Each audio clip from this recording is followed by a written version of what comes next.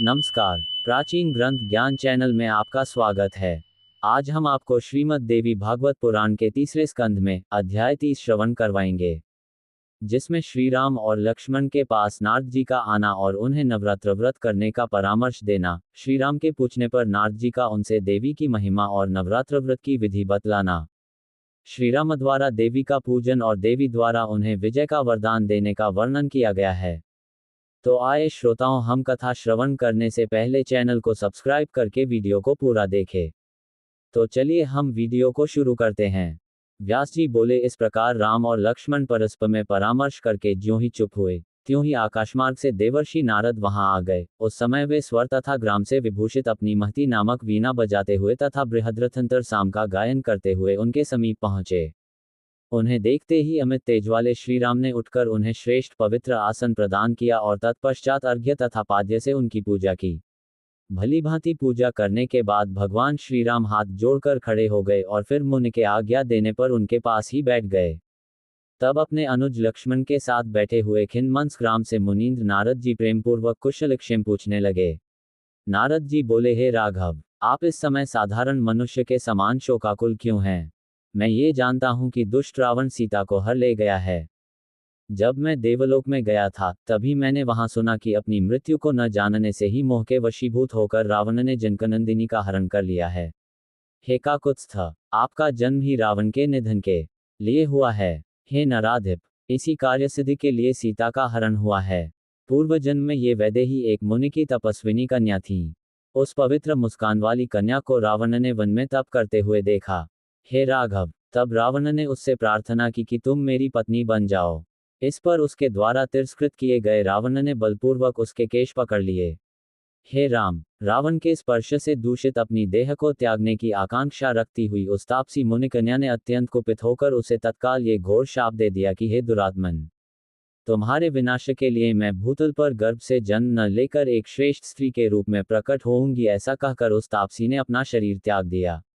लक्ष्मी के अंश से उत्पन्न ये सीता वही है जिसे ब्रह्मवश माला समझकर नागिन को धारण करने वाले व्यक्ति की भांति रावण ने अपने ही वंश का नाश करने के लिए हर लिया है।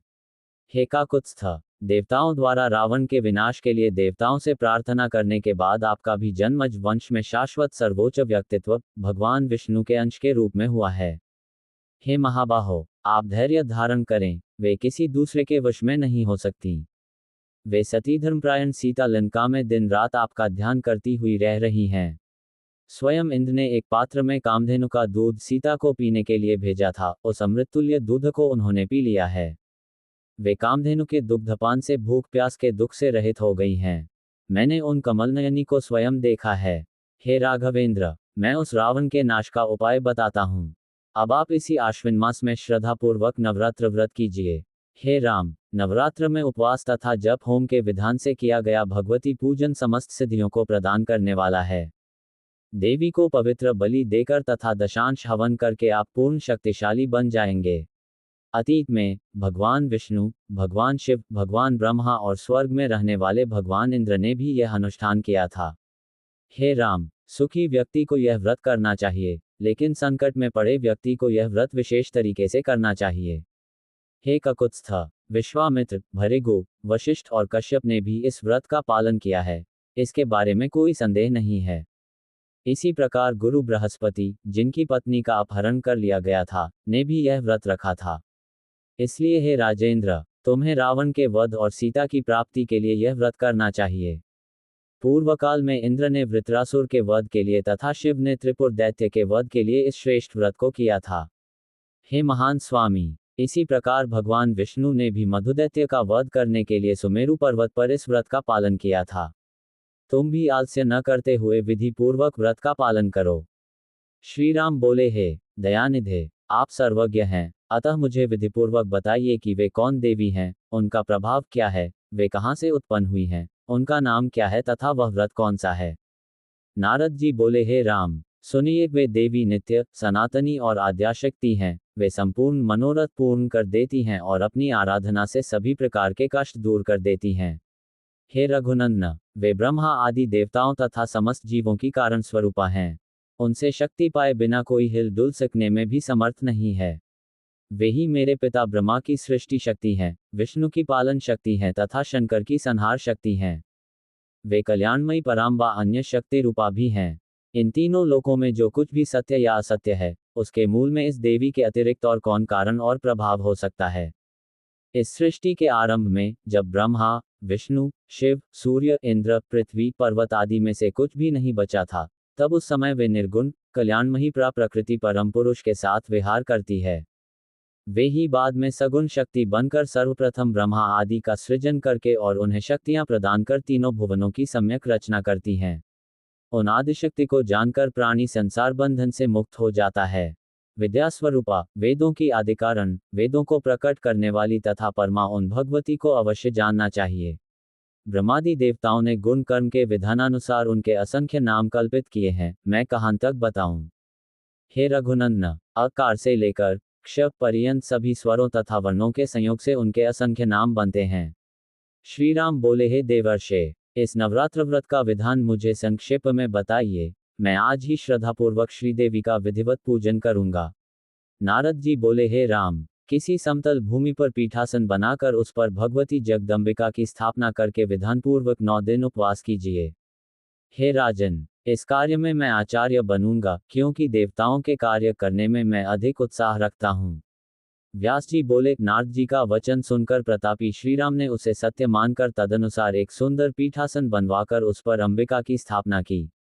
व्रतधारी भगवान श्रीराम ने आश्विन मास लगने पर उस श्रेष्ठ पर्वत पर उन भगवती का पूजन किया। उपवासपरायण श्रीराम ने ये श्रेष्ठ व्रत करते हुए विधिवत होम, बलिदान और पूजन किया। इस प्रकार दोनों भाइयों ने नारद जी के द्वारा बताए गए इस व्रत को प्रेमपूर्वक संपन्न किया। उनसे सम्यक पूजित होकर अष्टमी की मध्यरात्रि की वेला में भगवती दुर्गा ने सिंह पर सवार होकर उन्हें साक्षात दर्शन दिया। तदनंतर भक्तिभाव से प्रसन्न उन भगवती ने पर्वत के शिखर पर स्थित होकर लक्ष्मण सहित राम से मेघ के समान गंभीर वाणी में कहा।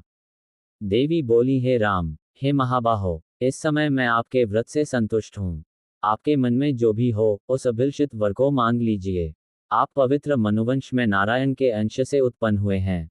हे राम, देवताओं के प्रार्थना करने पर रावण के वध के लिए आप अवतरित हुए हैं। पूर्व काल में मत्स्य रूप धारण कर भयानक राक्षस का वध करके देवताओं के हित की इच्छा वाले आपने ही वेदों की रक्षा की थी। पुनः कच्छप के रूप में अवतार लेकर मंदराचल को अपनी पीठ पर धारण किया, जिससे समुद्र का मंथन करके अमृतपान कराकर देवताओं का पोषण किया था। हे राम, आपने वराह का रूप धारण कर अपने दांतों की नोक पर पृथ्वी को रख लिया और हिरण्याक्ष का वध किया था। हे राघव, हे राम, पूर्व काल में नरसिंह का रूप धारण कर प्रहलाद की रक्षा करके आपने हिरण्यकशिपु का वध किया था। इसी प्रकार पूर्व काल में वामन का रूप धारण करके आपने बलि को छला था। उस समय इंद्र का लघु भ्राता बनकर आपने देवताओं का महान कार्य सिद्ध किया था। पुनः भगवान विष्णु के अंश से जमदग्नि के पुत्र परशुराम के रूप में अवतरित होकर क्षत्रियों का अंत करके आपने सारी पृथ्वी ब्राह्मणों को दे दी थी। उसी प्रकार हे काकुत्स्थ, रावण के द्वारा अत्यधिक सताए गए सभी देवताओं के प्रार्थना करने पर इस समय आप ही दशरथ पुत्र श्रीराम के रूप में अवतीर्ण हुए हैं।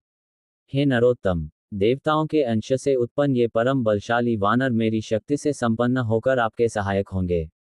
शेषनाग के अंश स्वरूप आपके ये अनुज लक्ष्मण रावण के पुत्र मेघनाद का वध करने वाले होंगे।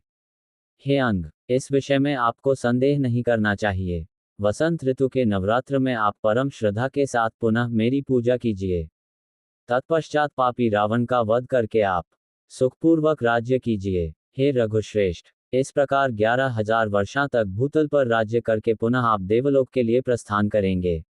व्यास जी बोले, ऐसा कहकर भगवती दुर्गा वहीं अंतर्ध्यान हो गईं और श्री रामचंद्र जी ने प्रसन्न मन से उस व्रत का समापन करके दशमी तिथि को विजया पूजन करके तथा अनेकविध दान देकर वहां से प्रस्थान कर दिया। वानरराज सुग्रीव की सेना के साथ अपने अनुज सहित विख्यात यशवाले तथा पूर्णकाम लक्ष्मीपति श्रीराम साक्षात परमाशक्ति की प्रेरणा से समुद्र तट पर पहुंचे।